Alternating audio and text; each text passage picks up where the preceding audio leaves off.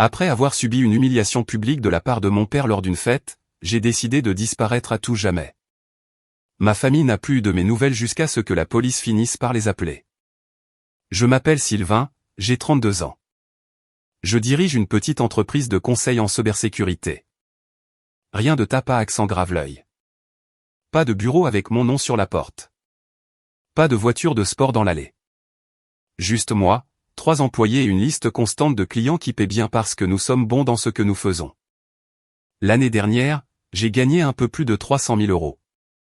Personne dans ma famille ne connaît ce chiffre. Personne dans ma famille n'a jamais posé la question. Mon frère Damien a 35 ans, il est directeur régional des ventes pour une entreprise de fourniture médicale de taille moyenne. C'est un bon travail, solide. Mais la façon dont mes parents parlent de lui, on pourrait croire qu'il a inventé la médecine. Damien est l'enfant prodige. Il l'a toujours été. Et écoutez, je comprends. Damien est charmant. Il entre dans une pièce et la domine. Il raconte des histoires qui font rire les gens. Il se souvient du nom de tout le monde. C'est le gars qui arrive à la fête de la Toussaint avec une bonne bouteille de vin et un compliment pour chaque personne à table. Je suis le gars qui arrive, s'assied dans un coin et répare le Wi-Fi quand il tombe en panne. Mon père, Roland, entrepreneur à la retraite, ne m'a jamais demandé ce que je faisais dans la vie. Pas une seule fois.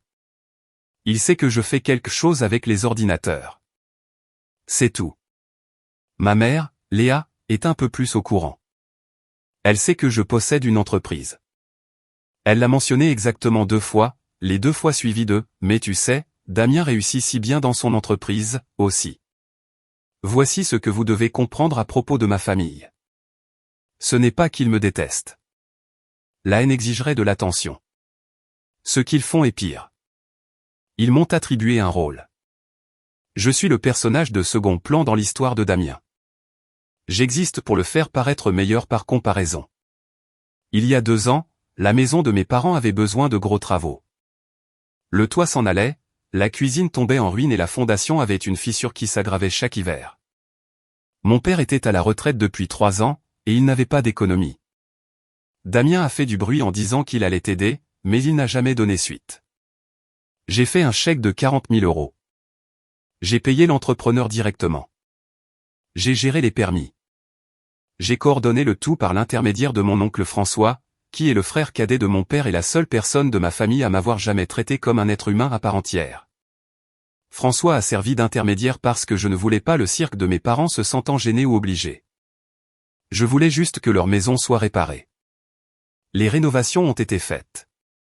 Beau travail, nouveau toit, cuisine rénovée, fondation scellée, et mes parents croient que Damien a tout payé. Je ne le savais pas à l'époque. Cette partie vient plus tard. Alors, parlons de la fête. Mon père a eu 60 ans en juin. Léa a organisé un grand événement dans le jardin. Table louée, barbecue traiteur, un gâteau de la taille d'un pneu. 40 et quelques invités, la famille élargie, les voisins, des amis. Mon père avait l'habitude de travailler avec toute la production. Manon, ma petite amie depuis 2 ans, ne voulait pas y aller. Elle a assisté à suffisamment d'événements familiaux pour connaître le schéma, mais je lui ai dit que ça irait. C'était le 60e anniversaire de mon père. Je pouvais gérer une soirée. Nous sommes arrivés vers 16 h. J'ai apporté une bouteille de Le Chêne Doré parce que mon père aime le whisky et je pensais que cela pourrait faire mouche. Quand je la lui ai tendue, il a regardé la bouteille, m'a regardé et a dit « Hein ». Il a dû chercher sur Google ce qu'était le bon truc. Puis il a ri et est parti la montrer à son copain Charles. Manon m'a serré la main si fort que j'ai cru qu'elle allait me laisser des marques. L'après-midi s'est déroulé comme on pouvait s'y attendre. Damien est arrivé en retard, bien sûr, parce qu'il avait besoin d'une entrée. Il est arrivé avec sa femme et ses enfants et mon père a littéralement traversé la cour pour le saluer. Des câlins, des tapes dans le dos, tout le tralala. Léa a versé une larme. On aurait dit qu'il revenait de guerre. Je me suis tenu à la table des boissons et me suis servi un ginger ale. Vers 19 h, après le dîner, mon père s'est levé avec un verre de whisky. Le chêne doré que j'avais apporté. Pour ce que ça vaut, il a cogné sa fourchette contre le verre et le jardin est devenu silencieux. « Je veux porter un toast », a-t-il dit. Tout le monde a levé son verre. J'ai eu une belle vie. Une bonne femme, une bonne carrière, mais ce dont je suis le plus fier, ce sont mes garçons. Il a regardé Damien. À notre fils qui nous a réellement rendus fiers. Applaudissements. Damien a fait une petite révérence moqueuse. Puis mon père s'est tourné vers moi, m'a montré du doigt, et avec ce sourire narquois sur son visage, comme s'il livrait une chute qu'il avait préparée toute la semaine, il a dit « Et voici l'autre ». Le jardin a éclaté de rire. Des gens ont ri. Certains ont applaudi. Damien a secoué la tête comme pour dire « Oh, papa, tu es terrible ». Mais il souriait. Léa a couvert sa bouche mais n'a pas dit un mot. 40 personnes ont vu mon père classer ses fils à voix haute en public et ont traité cela comme un divertissement. J'ai souri, non pas parce que c'était drôle, mais parce que je m'étais entraîné pour ce moment toute ma vie. Le sourire était une mémoire musculaire. C'était le réflexe d'un enfant qui a appris à 9 ans que si tu réagis, ça empire. Manon n'a pas souri.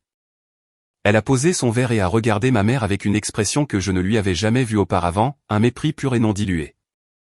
J'ai touché son bras. Allons-y. Nous avons dit un au revoir discret à l'oncle François, qui avait l'air de vouloir lancer une chaise. Nous sommes allés à la voiture. J'ai conduit en silence jusqu'à la maison. Manon n'a pas parlé pendant 10 minutes. Puis elle a dit, « Sylvain, si tu y retournes, je ne viens pas avec toi. » Je n'ai pas répondu tout de suite, non pas parce que je n'étais pas d'accord, mais parce que quelque chose avait changé en moi pendant ce toast. Quelque chose que j'avais maintenu pendant 32 ans s'était finalement et proprement brisé. Je me suis garé dans l'allée, j'ai coupé le moteur et je suis resté là longtemps. Je n'y retourne pas, ai-je dit. Et je le pensais d'une manière que je n'avais jamais rien signifié auparavant. Mais voici le problème quand on décide de s'éloigner de sa famille. La décision est la partie facile. Ce qui vient après est ce qui devient compliqué, parce qu'il ne vous lâche pas. Et la raison pour laquelle la police a fini par arriver à ma porte 3 mois plus tard, c'est une histoire qui commence par un appel téléphonique que j'ai reçu de l'oncle François la semaine suivante. Un appel téléphonique qui a fait passer le toast pour un acte d'échauffement. La semaine suivant la fête a été étrange, pas dramatique, juste silencieuse, comme si la pression de l'air avait changé. Je n'ai pas appelé mes parents. Ils ne m'ont pas appelé non plus, ce qui, honnêtement, n'était pas inhabituel. Le schéma typique était que Léa m'envoyait un SMS générique toutes les 2 semaines, « J'espère que tu vas bien, mon chéri », et je répondais par un pouce levé, et cela comptait comme notre relation pendant 14 jours supplémentaires. Mais l'oncle François m'a appelé ce jeudi-là. François a 61 ans, 5 ans de moins que mon père. C'est un électricien à la retraite qui vit à environ 20 minutes de chez mes parents. C'est lui qui m'a appris à pêcher, m'a aidé à emménager dans mon premier appartement et à co-signer mon prêt commercial initial quand aucune banque ne voulait toucher un jeune de 26 ans sans antécédent de crédit. Je l'ai remboursé en 18 mois. Il a refusé les intérêts. C'est François. Tu as une minute ? A-t-il dit quand j'ai décroché. Pour toi, toujours. Il y a eu une pause. François n'est pas quelqu'un qui fait des pauses. Il est direct. Alors, j'ai su que quelque chose n'allait pas. J'étais chez tes parents hier, j'aidais ta mère à déplacer des meubles. Et ton père a commencé à parler de la rénovation, de la cuisine, du toit, de tout ça. Il a parlé et reparlé du beau travail qui avait été fait, à quel point la maison semblait neuve. D'accord, ai-je dit. Sylvain. Il m'a dit que Damien avait payé le tout. Je n'ai pas répondu tout de suite. Il a dit que Damien avait fait un chèque de 40 000 €. Il a dit qu'il avait géré l'entrepreneur, les permis, tout. Il a dit que c'était l'idée de Damien dès le départ. Je me suis assis sur le bord de mon lit. Non pas parce que j'étais choqué, mais parce que je faisais des calculs. Des calculs émotionnels. Le genre où l'on essaie de savoir si quelque chose fait plus mal que prévu ou exactement autant que l'on a toujours su que cela ferait mal. François, ai-je dit lentement. Tu sais, j'ai payé cette rénovation. Tu étais là. Tu as coordonné l'entrepreneur avec moi. Je sais. Alors, Damien leur a dit que c'était lui. C'est ce que j'entends. Oui. Et tes parents l'ont cru. Ton père l'a dit au dîner comme si c'était de notoriété publique. Tu l'as corrigé ? Une autre pause. Plus longue cette fois. Non. Et j'en suis désolé. J'aurais dû, mais ton père était de mauvaise humeur et j'ai pensé que tu avais peut-être dit à Damien qu'il pouvait s'attribuer le mérite. Je ne sais pas. Ça n'avait pas de sens, alors j'ai juste laissé passer. Mais ça me ronge depuis. Je n'ai jamais rien dit à Damien à propos de cette rénovation. Damien ne sait même pas que j'ai payé pour cela. Alors, comment connaît-il les détails? Le nom de l'entrepreneur, le calendrier des permis? C'était une bonne question, et je n'avais pas de réponse. Pas encore. Après avoir raccroché avec François, je me suis assis dans mon bureau à domicile et j'ai consulté mes relevés bancaires d'il y a 2 ans. Le virement bancaire à l'entrepreneur, les emails coordonnant le calendrier des travaux, les demandes de permis avec mon nom dessus, pas celui de Damien. Puis j'ai appelé l'entrepreneur, un certain Philippe Martin qui avait fait un excellent travail et que j'avais recommandé à 2 de mes propres clients depuis. Philippe, petite question. Après le travail chez mes parents, quelqu'un d'autre vous a-t-il contacté à ce sujet? Mon frère, peut-être? Philippe a réfléchi une seconde. Oui, en fait. Votre frère m'a appelé peut-être un mois après que nous ayons terminé. Il a dit qu'il voulait des copies des factures et des documents de permis pour ses dossiers. J'ai pensé que c'était une affaire de famille, alors je les lui ai envoyés. Il a dit pourquoi. Quelque chose à propos de garder tout organisé pour des raisons fiscales. Je n'y ai pas trop réfléchi. J'ai remercié Philippe et j'ai raccroché. Alors, voici ce qui s'est passé. Damien a découvert la rénovation. Je ne sais pas comment. Peut-être a-t-il vu les travaux en cours et a-t-il posé des questions. Peut-être Léa a-t-elle mentionné quelque chose. Mais à un moment donné, Damien a appelé l'entrepreneur, a obtenu des copies de tout, puis a dit à mes parents que c'était lui qui avait payé. Il n'a pas seulement manqué de corriger un malentendu. Il a activement collecté des preuves pour étayer un mensonge. Je veux que vous y pensiez un instant.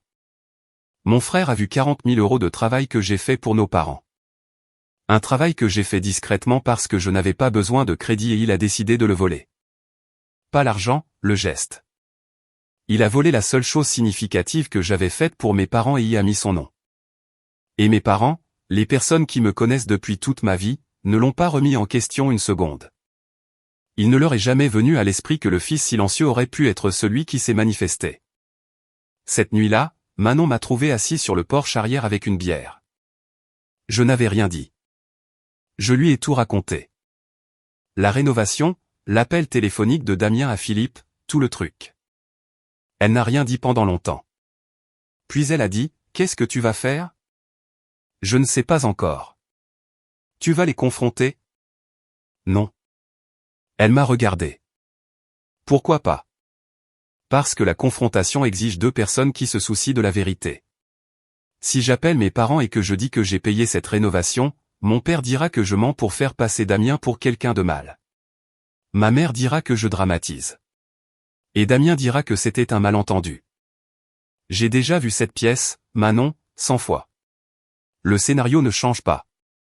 Alors quoi? J'arrête de jouer. J'arrête d'être le gars qui se montre, se fait humilier et s'en remet parce que c'est la famille. J'arrête de financer des choses qu'ils ne savent pas que je finance. Elle a attendu. Et je vais déterminer exactement ce qu'ils pensent d'autre que Damien a fait pour eux, car s'il s'est attribué le mérite de la rénovation, je doute que ce soit la seule chose. Au cours des jours suivants, j'ai fait quelque chose que j'aurais probablement dû faire il y a des années. J'ai audité ma propre générosité. Je payais discrètement l'assurance automobile de ma mère depuis 3 ans. Le paiement provenait automatiquement de mon compte. Je l'avais mis en place après qu'elle ait mentionné que ses tarifs avaient augmenté et qu'elle envisageait d'abandonner entièrement la couverture. Je n'ai jamais rien dit à personne. J'ai juste géré ça. J'avais aussi payé le tutorat de ma nièce. Mathilde, la fille de Damien, avait des difficultés en mathématiques. Valérie, la femme de Damien, l'avait mentionné lors d'un dîner de famille il y a 2 ans, à moitié en plaisantant sur le fait qu'il ne pouvait pas se permettre un tuteur. J'en ai trouvé un bon, mis en place un paiement mensuel, et j'ai dit à Valérie que c'était via un programme communautaire. Elle n'a jamais posé de questions. 200 € par mois pour l'assurance, 160 € pour le tutorat, plus la rénovation de 40 000 €. J'avais subventionné la vie de ma famille pendant des années, et il portait des toasts à Damien. Je n'ai rien annulé. Pas encore. Je voulais être délibéré à ce sujet. Je ne voulais pas agir par colère. Je voulais agir par clarté. Alors, j'ai fait quelque chose qui pourrait vous surprendre. J'ai pris rendez-vous avec un thérapeute, pas un avocat, pas un comptable, un thérapeute, parce que le mensonge de la rénovation faisait mal. Mais ce qui faisait le plus mal, c'était que je n'étais pas surpris. Et quand la chose qui devrait vous briser le cœur ne fait que vous fatiguer, c'est le signe que vous portez quelque chose depuis trop longtemps. Elle s'appelait Dr Leroux. Lors de notre première séance, elle m'a posé une question qui m'a glacé. Sylvain, quand votre famille vous a-t-elle fait vous sentir valorisé pour la dernière fois? J'ai ouvert la bouche pour répondre et rien n'est sorti. Elle a laissé le silence s'installer et dans ce silence, quelque chose est devenu très clair. Je n'étais pas en colère à propos du toast. Je n'étais pas en colère à propos de la rénovation. J'étais en colère contre moi-même d'avoir passé 32 ans à espérer que la prochaine fois serait différente. Je suis sorti de cette séance avec deux choses, un plan pour me désengager progressivement de ma famille au cours des semaines suivantes et la suspicion que lorsque je le ferais, les conséquences seraient pires que ce à quoi tout le monde s'attendait. J'avais raison sur la deuxième partie, mais je n'avais aucune idée jusqu'où mes parents iraient pour me ramener sous les projecteurs qu'ils avaient construits pour m'humilier. La Dr Leroux et moi nous sommes mis d'accord sur un principe qui a guidé tout ce que j'ai fait ensuite. Ne pas exploser. Ne pas confronter. Juste cesser tranquillement d'être disponible. Elle a appelé cela un retrait structuré, ce qui semble clinique, mais en pratique, cela signifiait simplement ceci, arrêtez de faire des choses pour les gens qui ne savent pas que vous les faites, et arrêtez de vous montrer pour les gens qui ne remarquent pas quand vous êtes là. Semaine 1, j'ai annulé le paiement automatique de l'assurance automobile de Léa. Je ne l'ai pas appelée. J'ai juste coupé. Elle recevrait un avis de la compagnie d'assurance dans les 30 jours indiquant que sa police allait expirer et elle devrait s'en occuper. Semaine 2, j'ai appelé le service de tutorat et mis fin aux séances de Mathilde. Je leur ai dit que la famille s'en occuperait désormais. Encore une fois, pas d'annonce, pas de sortie dramatique, juste la fermeture silencieuse d'une porte que personne ne savait que j'avais tenue ouverte. Semaine 3, j'ai changé mes habitudes téléphoniques. J'ai arrêté de répondre aux SMS de Léa le jour même. J'ai commencé à attendre 2 jours, puis 3. Quand Damien a envoyé un SMS à propos d'un match de football, j'ai répondu 4 jours plus tard par un simple occupé, désolé. Pas hostile, pas chaleureux, juste un lent effacement. Voici le problème avec le fait de s'effacer d'une famille comme la mienne. Le premier mois, personne ne le remarque parce qu'il ne faisait pas attention en premier lieu. Les SMS bi-hebdomadaires de Léa ont continué comme prévu. Je pense à toi avec un emoji soleil. Je répondais par un pouce levé 2 jours plus tard. Elle n'a pas demandé pourquoi j'étais lent à répondre. Elle n'a pas demandé comment j'allais. Elle n'a pas demandé de nouvelles de Manon ou de mon entreprise ou si j'avais dîné. Juste un emoji soleil, un pouce levé, à dans 2 semaines. Je continuais à voir la Dr Leroux tous les jeudis. Ces séances étaient l'échafaudage qui me soutenait pendant cette période. Non pas parce que quelque chose de dramatique se passait, mais parce que le désengagement silencieux de sa famille s'avère être l'une des choses les plus solitaires que l'on puisse faire. On fait le deuil de personnes qui sont encore en vie. On pleure une relation qui n'a jamais réellement existé. Un jeudi, la Dr Leroux m'a demandé, avez-vous envisagé que votre famille pourrait ne pas remarquer que vous vous êtes éloigné? Honnêtement, c'est le résultat auquel je m'attends. Et comment cela vous ferait-il sentir? Comme une preuve. Elle a écrit quelque chose dans son carnet. Je n'ai pas demandé quoi. Pendant ce temps, Manon était la seule personne qui me maintenait les pieds sur terre. Elle ne me pressait pas. Elle n'en parlait pas à moins que je ne le fasse. Mais un soir, peut-être 5 semaines après le début, elle s'est assise à côté de moi sur le canapé et a dit, « Je suis fière de toi. Je voulais juste que tu le saches. » J'ai failli craquer. Non pas parce que les mots étaient extraordinaires, mais parce que j'ai réalisé que c'était la première fois de ma vie d'adulte que quelqu'un me disait cela sans qualificatif. Pas « je suis fier de toi », mais pas « je suis fier de toi étant donné ». Juste la chose elle-même. Environ la 6e semaine, la première fissure est apparue. Léa m'a appelé. Un véritable appel téléphonique, ce qui était inhabituel. Sylvain, je viens de recevoir quelque chose de la compagnie d'assurance. Ils disent que ma police est annulée. Hein, c'est bizarre, ai-je dit. Qu'est-ce que ça dit? Ça dit que le mode de paiement a été supprimé, mais j'ai la même police depuis des années. Je ne comprends pas. Tu devrais les appeler pour régler ça. C'est peut-être une erreur de facturation. Elle a soupiré. Tu peux m'aider à comprendre? Tu es doué pour ce genre de choses. Je suis débordé de travail en ce moment, maman, mets les numéros sur la lettre. Ils te guideront. Silence. Puis, d'accord, je vais demander à Damien. Bonne idée, ai-je dit. Et je le pensais. Une semaine plus tard, Valérie, la femme de Damien, m'a envoyé un SMS. Salut Sylvain, la tutrice de Mathilde a dit que le financement du programme était terminé. Tu sais quelque chose à propos de ce programme communautaire? J'ai répondu le lendemain. Je ne connais pas les détails du fonctionnement de ces programmes. Peut-être vérifier avec le district scolaire. D'accord, merci. C'était tout. Pas de suivi, pas de suspicion. Valérie a supposé qu'un programme anonyme avait manqué de budget et est passé à autre chose. Personne n'a fait le lien. Personne n'a pensé à demander, attends, Sylvain payait-il ces choses? Parce que dans leur version de la réalité, je ne fais pas des choses comme ça. Je suis l'autre, celui qu'il faut tolérer, pas celui qui supporte quoi que ce soit. J'ai tout documenté pendant cette période, non pas parce que je montais un dossier juridique. Je n'avais pas besoin d'un avocat. Ma famille n'avait enfreint aucune loi. Que Damien s'attribue le mérite de la rénovation était minable, pas criminel. Mais j'ai conservé des dossiers pour moi-même, les virements bancaires pour la rénovation, l'historique des paiements d'assurance, les factures de tutorat, les emails avec Philippe Martin. Non pas parce que je prévoyais de les utiliser, mais parce que la docteure Leroux avait suggéré que lorsque vous avez passé toute votre vie à vous entendre dire que vous étiez le problème, avoir des preuves de la réalité peut être une encre. Elle avait raison à ce sujet.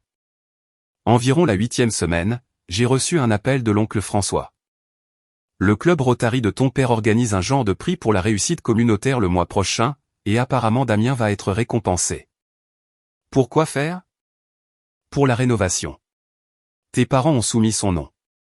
La nomination concerne la façon dont Damien a investi dans la restauration de la maison familiale et comment cela représente un engagement envers la communauté et les valeurs familiales.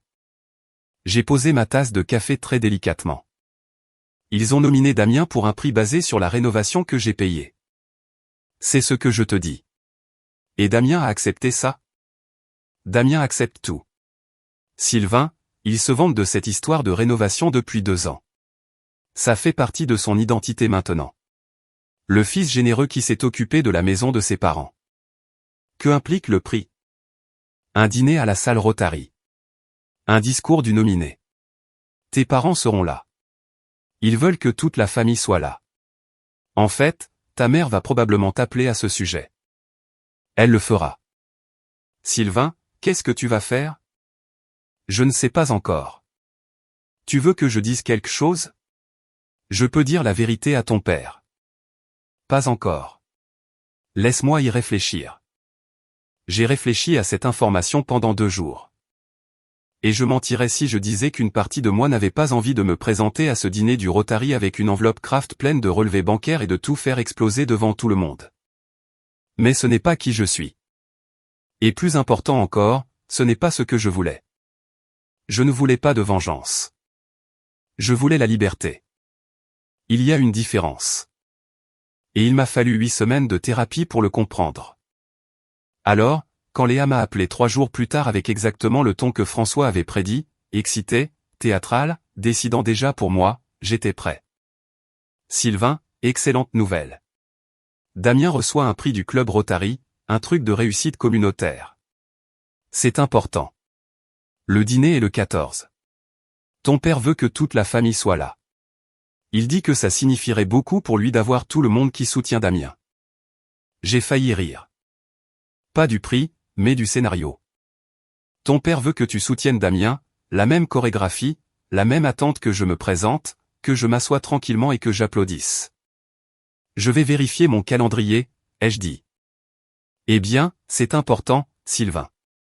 Ton père a spécifiquement dit qu'il te voulait là. Je t'ai entendu, maman. Je vais vérifier et je te rappellerai. Je n'avais aucune intention d'y aller, mais je n'avais pas non plus l'intention de prendre position à ce sujet. Pas encore, car le dîner du Rotary n'était pas la fin de cette histoire. Ce n'était que le dernier chapitre d'une famille qui m'avait effacé de ma propre vie pendant 32 ans. Et le chapitre suivant, celui qui s'est terminé avec une voiture de police dans mon allée, a commencé parce que mon père ne comprend pas la différence entre un fils injoignable et un fils qui ne veut pas être trouvé. Je n'ai jamais répondu à Léa à propos du dîner du Rotary. Ni non, ni je suis occupé. Juste le silence. J'ai laissé le texte là, lui et sans réponse pendant 3 jours, puis 5, puis une semaine. C'était la première fois de ma vie que je ne faisais pas à ma famille la courtoisie d'une réponse, et j'étais curieux de savoir combien de temps il leur faudrait pour remarquer la différence entre l'an et parti. Cela a pris 11 jours. Damien m'a appelé un mardi soir. J'ai laissé sonner. Il n'a pas laissé de message vocal. Il a rappelé le lendemain matin. Encore une fois, message vocal. Cette fois, il a laissé un message. Et Sylvain, maman dit que tu ne l'as pas rappelé à propos du dîner. Je voulais juste m'assurer que tu venais. Ce serait bien d'avoir la famille là. Rappelle-moi. Sa voix était décontractée. Pas inquiète, pas chaleureuse, juste transactionnelle. Je reçois un prix. Tu es censé y assister. Confirme ta présence. Je n'ai pas rappelé. 4 jours après, Léa a appelé 2 fois le même après-midi. La deuxième fois, elle a laissé un message vocal de 30 secondes de silence suivi de « Sylvain, s'il te plaît, appelle-moi ». Je commence à m'inquiéter. Elle n'était pas inquiète. Elle était ennuyée. Il y a une différence. Et on apprend à l'entendre quand on a passé toute sa vie à traduire leur ton en leur véritable signification. Je n'ai pas rappelé. Le dîner du Rotary a eu lieu et est passé. Je n'étais pas là. D'après ce que François m'a dit plus tard, c'était exactement ce qu'on pouvait imaginer.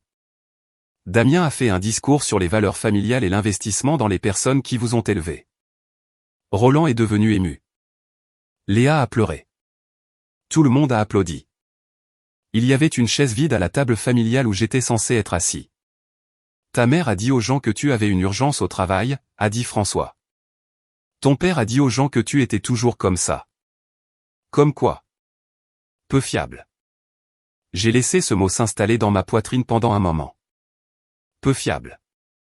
Le gars qui a payé en silence 40 000 € pour réparer leur maison. Peu fiable. Comment était le discours de Damien, ai-je demandé. Poli. Il a remercié tes parents.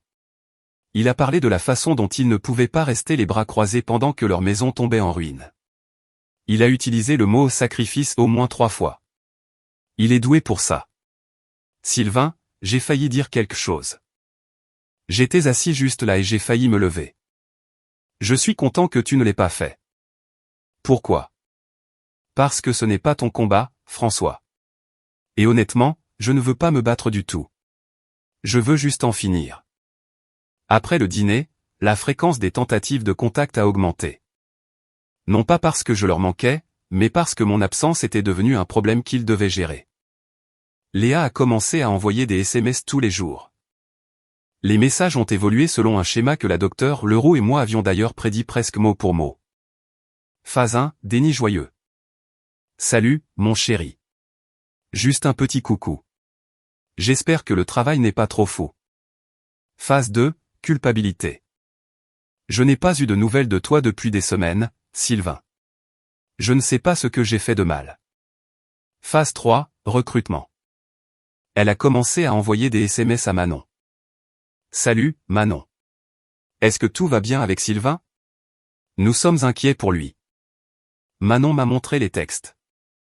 Que dois-je dire? Rien. Tu ne leur dois aucune explication. Je sais, mais elle va continuer. Elle le fera, et puis elle s'arrêtera.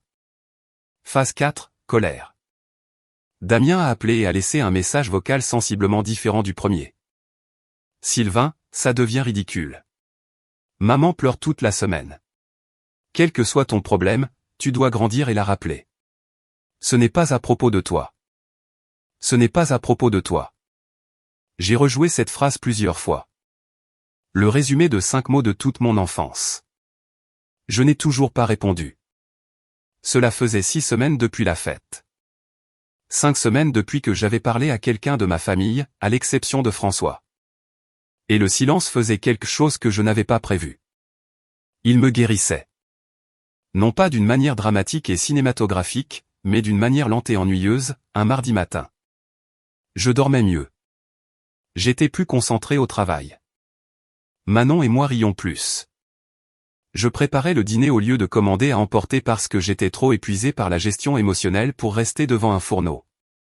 La docteure Leroux a appelé cela la bande passante de récupération. L'énergie que j'avais passée toute ma vie à gérer les sentiments de ma famille, à absorber leurs insultes, à manifester de la gratitude pour leur négligence. Toute cette énergie était soudainement disponible pour d'autres choses, comme vivre. Mais ma famille n'en avait pas fini. 3 mois après la fête, un samedi matin de septembre, Manon et moi buvions du café sur le porche arrière. C'était une de ces parfaites matinées d'automne où l'air sent les feuilles et où l'on ne veut être nulle part ailleurs. Puis une voiture de police s'est garée dans notre allée. Manon s'est raidie. Sylvain, je le vois. 2 policiers sont sortis. L'un était jeune, peut-être une vingtaine d'années. L'autre était plus âgé, les tempes grises, avec la posture fatiguée d'un homme qui a tout vu et n'est surpris par rien. L'officier plus âgé a parlé en premier. Sylvain Duval. C'est moi. Monsieur, nous sommes ici pour un contrôle de bien-être. Vos parents ont déposé un rapport de personnes disparues. J'ai posé ma tasse de café. Un rapport de personnes disparues? Oui, monsieur. Un certain Roland et Léa Duval nous ont contactés hier et ont signalé qu'ils n'avaient pas pu vous joindre depuis plusieurs semaines et qu'ils s'inquiétaient pour votre sécurité. J'ai regardé Manon. Elle m'a regardé en retour avec une expression à la fois furieuse et complètement sans surprise. Officier, comme vous pouvez le voir, je vais bien. Je suis debout sur mon porche en pyjama, en train de boire du café. L'officier plus jeune a changé de position, mal à l'aise. L'officier plus âgé m'a juste étudié.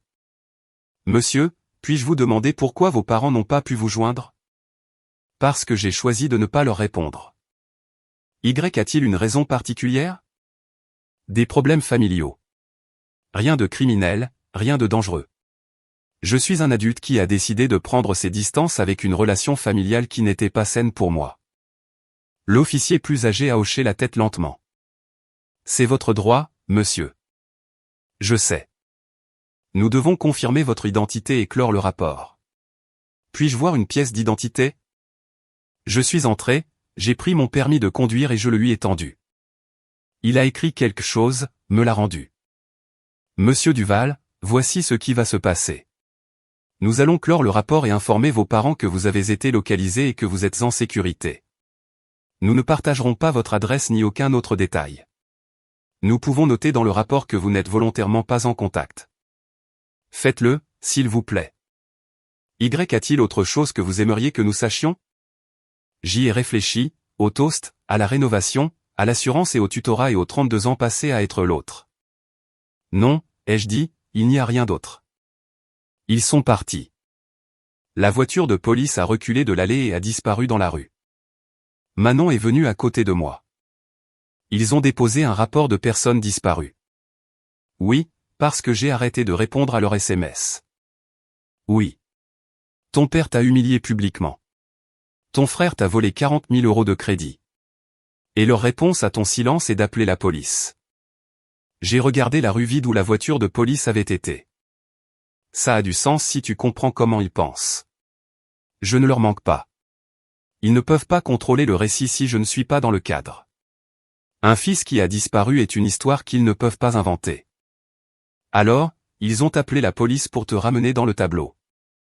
Et au lieu de cela, la police est sur le point de les appeler pour leur dire que leur fils est vivant, en bonne santé et ne veut rien avoir à faire avec eux. Manon m'a regardé. Comment te sens-tu? J'ai pris mon café. Il était encore chaud. Libre, ai-je dit. Mais l'histoire n'était pas terminée, car l'appel de la police à mes parents n'a pas seulement clos un rapport. Il a brisé chaque mensonge que ma famille se racontait et se disait les uns aux autres depuis des années. Et quand l'oncle François a décidé qu'il était enfin temps d'arrêter de garder mon secret, Les retombées ont été plus importantes que ce que chacun d'entre nous avait prévu. L'oncle François m'a raconté plus tard ce qui s'était passé lorsque la police a appelé mes parents. 2 officiers se sont présentés à leur maison. Pas un appel téléphonique, une visite en personne pour clore le rapport. Procédure standard apparemment, mais mes parents ne le savaient pas. Léa a ouvert la porte et a immédiatement commencé à pleurer. Convaincue que quelque chose de terrible s'était produit. Roland est venu derrière elle, l'air pâle. L'officier a expliqué que j'avais été localisé, que j'étais en sécurité et en bonne santé, et que j'avais volontairement choisi de ne pas être en contact avec ma famille. Il a utilisé ce mot, volontairement. Il a dit que le rapport était clos et qu'aucune autre action n'était nécessaire. La première réponse de Roland, selon François, qui a entendu toute l'histoire de Léa le soir même, a été « c'est impossible. Il ne ferait pas ça. Pas est-ce qu'il va bien. Pas Dieu merci, il est en sécurité. » Son premier instinct a été le déni. Parce que dans la version de la réalité de Roland, Sylvain ne prend pas de décision. Sylvain n'a pas d'autonomie. Sylvain se montre, absorbe ce qu'on lui donne et reste en arrière-plan. Les officiers sont partis et, d'après ce que François a reconstitué, les 48 heures suivantes dans ce foyer ont été brutales.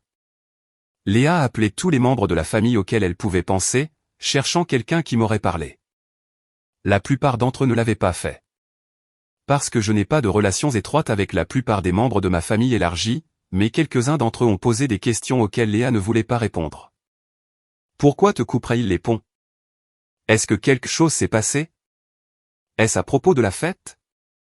La nouvelle circule vite dans une famille comme la nôtre. À la fin du 2e jour, au moins une douzaine de personnes savaient que Sylvain Duval avait volontairement rompu le contact et que Roland et Léa avaient appelé la police plutôt que de se demander pourquoi. C'est alors que François a décidé de cesser de se taire. Il m'a appelé en premier. Je veux dire la vérité à tes parents sur la rénovation. Je m'assieds là-dessus depuis trop longtemps et ce n'est pas juste. François, tu n'as pas à faire ça. Je sais que je n'ai pas à le faire. Je veux le faire. Ça a été assez loin. Damien qui se promène en recevant des prix pour quelque chose que tu as fait, tes parents qui te traitent comme un meuble et maintenant qui appellent la police parce que tu as eu le culot d'arrêter de répondre au téléphone. Quelqu'un doit dire quelque chose et si tu ne le fais pas, je le ferai. J'y ai réfléchi. Une partie de moi voulait toujours juste disparaître. Partir proprement. Pas de confrontation, pas de règlement de compte. Mais la docteure Leroux avait dit quelque chose lors de notre dernière séance qui m'était resté en tête. Partir est sain. Mais partir alors que les gens que vous aimez croient un mensonge à votre sujet, ce n'est pas partir, c'est se cacher. D'accord, ai-je dit à François. Dis-leur, mais je ne veux pas être là. Compris. François est allé chez mes parents le dimanche suivant. Il a apporté les relevés bancaires, le virement bancaire à Philippe Martin, les demandes de permis avec mon nom dessus, la chaîne de mes coordonnant le projet. Il s'est assis à leur table de cuisine, celle que j'avais payée pour être installée, et a tout étalé. Roland n'a pas parlé pendant longtemps. François a dit qu'il fixait simplement le relevé bancaire, traçant les chiffres avec son doigt comme s'il essayait de trouver la couture d'un tour de magie. Léa a pleuré, mais selon François, elle n'a pas pleuré parce qu'elle se sentait mal pour moi. Elle a pleuré parce qu'elle était embarrassée. Pourquoi ne nous a-t-il pas dit? Répétait-elle, comme si le problème était mes compétences en communication et non le fait qu'il n'avait jamais créé une famille où je me sentais assez en sécurité pour parler. Il ne vous l'a pas dit parce que vous auriez fait passer ça pour Damien, a dit François, comme vous faites passer tout pour Damien. Roland a finalement parlé. Alors, Damien nous a menti. Damien a appelé l'entrepreneur, a obtenu des copies des factures et vous a dit qu'il avait payé les travaux. Dites-moi ce que c'est. Je dois appeler Damien. Vous devez appeler Sylvain. Je vais gérer ça à ma manière, François. François m'a dit qu'il avait laissé les documents sur la table et était sorti. Il a dit que Roland avait l'air plus petit qu'il ne l'avait jamais vu. Pas de remords, juste diminué, comme un homme qui se tenait sur une scène et qui venait de réaliser que les lumières étaient éteintes. Damien m'a appelé 2 jours plus tard. J'ai répondu. Je ne sais pas pourquoi. Peut-être parce que je voulais entendre ce qu'il dirait. Peut-être parce qu'une partie de moi espérait encore. Sylvain, écoute. Papa m'a appelé à propos de la rénovation. D'accord. J'ai besoin d'expliquer. Vas-y. Quand la maison de maman et papa a eu besoin de travaux, j'ai essayé d'aider. Vraiment, j'ai essayé, mais je n'avais pas l'argent. Et puis le travail a été fait et ils ont supposé que c'était moi et j'ai juste. Je ne les ai pas corrigés. Ça a fait boule de neige. Tu as appelé l'entrepreneur et tu as demandé des copies des factures. Damien, tu as fait un discours au club Rotary. Ce n'est pas une boule de neige. C'est un projet de construction. Silence. Je n'en suis pas fier. Je te crois. Pouvons-nous en parler? Nous asseoir quelque part? Non. Sylvain. Allez. Nous sommes frères. Nous le sommes. Et tu as pris la seule chose que j'ai faite pour nos parents. Le seul geste qui m'a réellement coûté quelque chose et tu l'as utilisé pour te donner une bonne image pendant que je restais en arrière-plan, appelé l'autre. Tu savais, Damien. Tu savais que j'étais traité comme rien. Et tu as pris la seule chose qui prouvait le contraire et tu l'as revendiqué. Il n'a pas répondu pendant longtemps. Je ne sais pas quoi dire. Il n'y a rien à dire. Je ne suis pas en colère contre toi, Damien. J'en ai fini avec toi. Il y a une différence. J'ai raccroché. Roland ne m'a jamais appelé. Il a envoyé un SMS 3 semaines plus tard. Il disait, « J'aimerais parler quand tu seras prêt. » Aucune excuse, aucune reconnaissance, juste une porte laissée ouverte à ses conditions, comme toujours. Je n'ai pas répondu. Léa a envoyé un long email, 4 paragraphes de « Je n'ai jamais voulu te faire de mal et les familles ne sont pas parfaites et ton père t'aime à sa manière. » Le genre de lettre qui ressemble à des excuses si on ne la lit pas attentivement. Pas une seule ligne ne prenait la responsabilité de quoi que ce soit de spécifique. Ni le toast. Ni les années de comparaison. Ni le rapport de personnes disparues. Juste des regrets vagues dirigés dans ma direction générale. Je l'ai lu une fois, je l'ai fermé, je n'ai pas répondu. C'était il y a 5 mois. Voici où en est tout le monde maintenant. Damien et Valérie sont toujours ensemble. François m'a dit que Damien était plus calme ces derniers temps, moins théâtral. Que ce soit de la croissance ou juste de la honte, je ne sais pas. Et ce n'est pas mon problème de le savoir. Roland et Léa sont les mêmes. Ils ont dit à la famille élargie que Sylvain traversait une période difficile et qu'il lui laissait de l'espace, ce qui est leur façon de réécrire l'histoire pour paraître patient plutôt que coupable. Quelques proches m'ont contacté directement. 2 d'entre eux, des cousins dont je n'étais jamais proche, se sont même excusés d'avoir ri au toast. J'ai apprécié cela plus que je ne l'avais imaginé. François et moi dînons toutes les 2 semaines. C'est le seul membre de ma famille que j'ai gardé et je lui suis reconnaissant chaque jour. Il m'a dit récemment que Roland lui avait demandé d'arrêter de me rendre visite. François a dit à Roland qu'il y réfléchirait. Puis il s'est présenté chez moi ce même vendredi avec un pack de 6 bières et un sac de burgers. Manon et moi sommes toujours ensemble, plus forts que jamais, en fait. Elle m'a dit le mois dernier qu'elle avait envisagé de partir avant la fête. Non pas à cause de quoi que ce soit entre nous, mais parce que me voir absorber les abus et faire comme si tout allait bien lui brisait lentement le cœur. La nuit où tu as dit que tu n'y retournerais pas, m'a-t-elle dit. C'est la nuit où j'ai su que nous allions y arriver. Je vois toujours la docteure Leroux. Plus toutes les semaines. Toutes les 2 semaines. Les séances sont plus légères maintenant. Moins d'archéologie, plus d'entretien. Elle m'a dit quelque chose le mois dernier à quoi je pense beaucoup. Sylvain, la plupart des gens qui rompent tout contact avec leur famille passent des années à se demander s'ils ont pris la bonne décision. Vous saurez que vous avez pris la bonne quand vous cesserez de vous poser la question. J'ai arrêté de me poser la question il y a environ 2 mois. Je passe encore parfois devant la rue de mes parents en allant chez un client. La fenêtre de la cuisine est visible de la route. Celle que j'ai payée. Le toit que j'ai payé. La fondation que j'ai payée. Je ne ralentis pas. Je ne me sens pas en colère. Je ne me sens pas triste. Je me sens juste équilibré, comme un grand livre de contes qui s'équilibre enfin. Si vous lisez ceci et que vous êtes l'autre de quelqu'un, je veux que vous sachiez quelque chose. Vous avez le droit de partir.